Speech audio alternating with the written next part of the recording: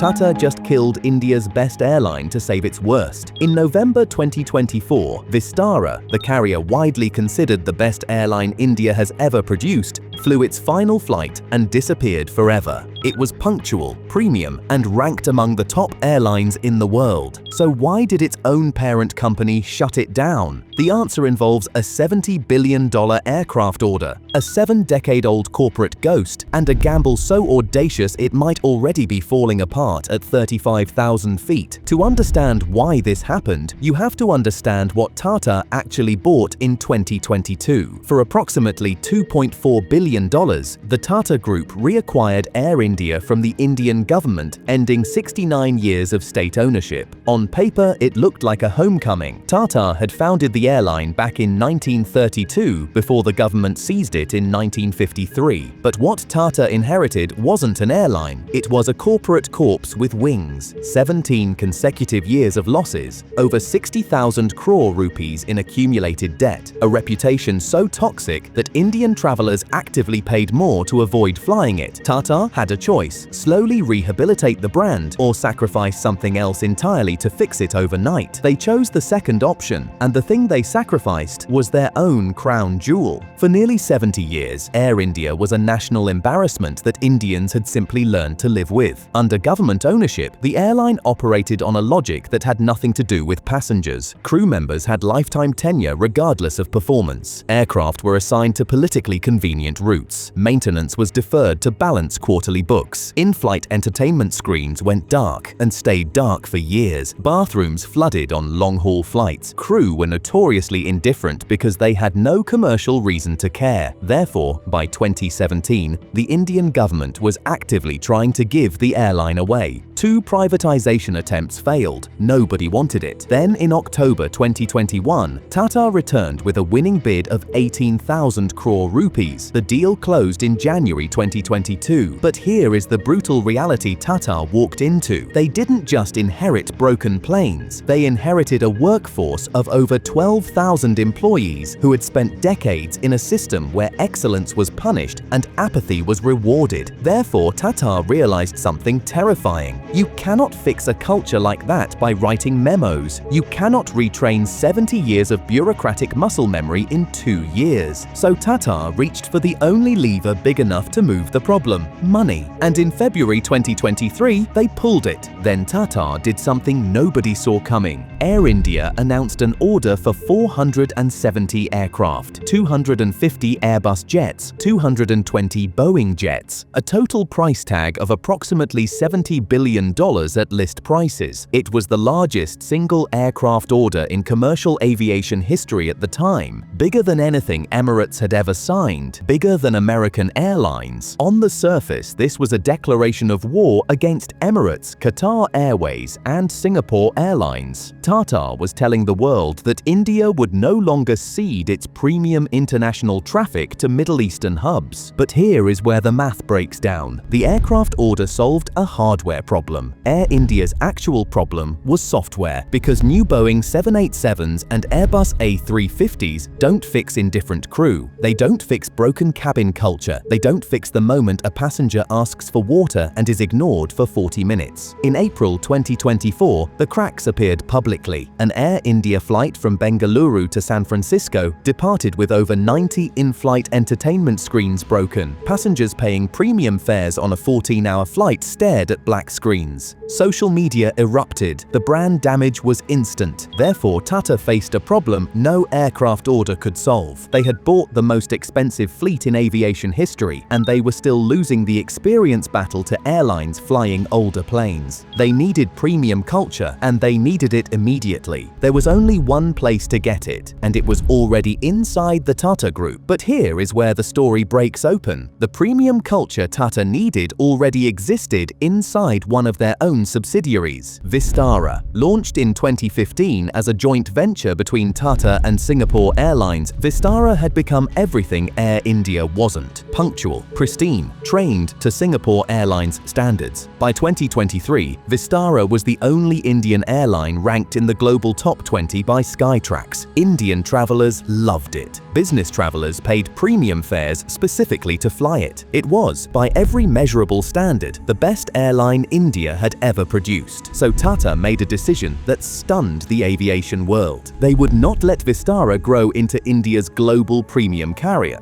They would kill it. In November 2024, Vistara officially ceased to exist. Every route was absorbed, and the aircraft began the long process of transitioning to Air India colours. Every crew member was forced to choose between leaving or joining the legacy carrier they had spent years trying to outperform. Singapore Airlines received a 25.1% stake in the merged Air India in exchange for surrendering their golden child. Tata's logic was cold and clear. Instead of running two airlines competing for the same Indian premium passenger, fold the good one into the broken one and hope the premium DNA elevates the legacy carrier. It was a transfusion. Vistara was the donor, Air India was the patient, and nobody asked whether the patient was strong enough to accept the blood. Because Vistara was never just an airline, it was a 9-year experiment in proving that Indian aviation could match Singapore, Emirates and Qatar on hospitality. Every Vistara cabin crew member was trained under Singapore Airlines protocols, service scripts, grooming standards, conflict resolution, beverage timing. Every micro-interaction was codified. Vistara pilots flew under contracts that mirrored international premium carrier standards. The result was an airline that consistently scored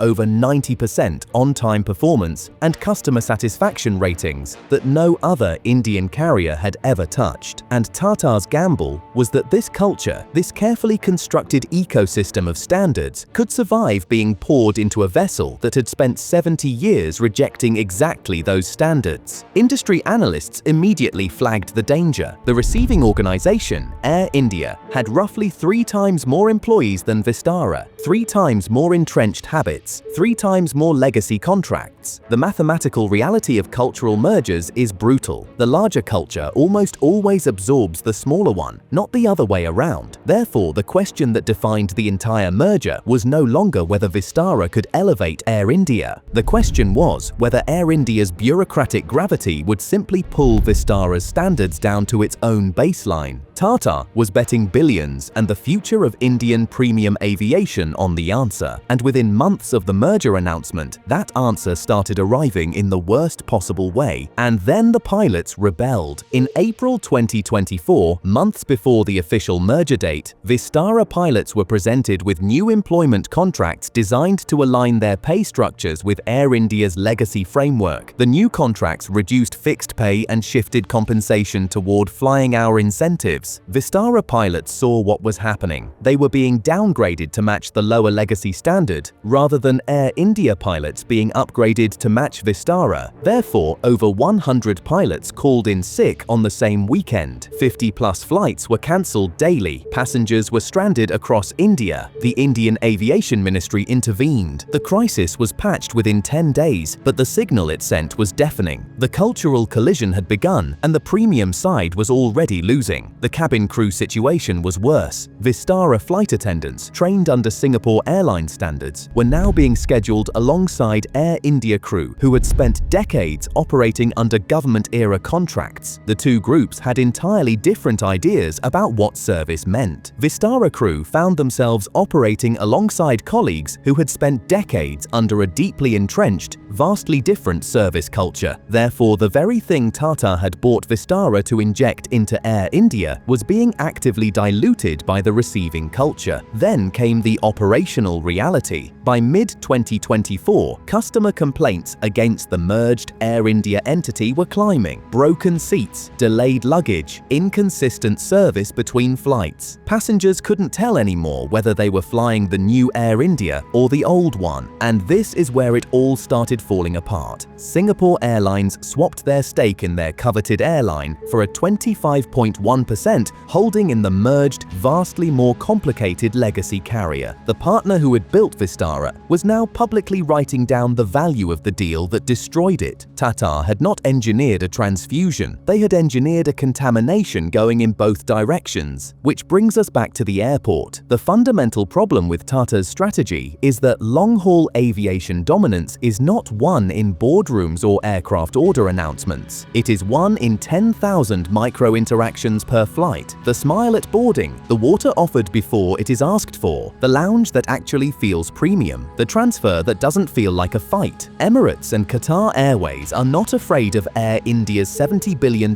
order because they understand what Tata is only now learning. You cannot buy hospitality. You can only build it slowly over decades by selecting and training every human in the system. Air India's hubs, primarily Delhi and Mumbai, were never designed as global transit ecosystems the way Dubai and Doha were. Passengers still face confusing terminal transfers, security bottlenecks, and ground service inconsistencies that no new Airbus A350 can fix once a traveler is on the ground. Therefore, even with the largest aircraft order in history and the absorption of India's best airline, Air India is fighting the wrong war with the wrong weapons. And the most uncomfortable detail in this entire story is this: Vistara, the airline Indians genuinely loved, the only Indian carrier ranked in the global top 20, no longer exists. It was sacrificed not because it was failing, but because Tata believed its excellence could be transplanted. Whether that gamble works will not be clear for another 5 to 7 years. But early signals suggest that India did not just lose an airline.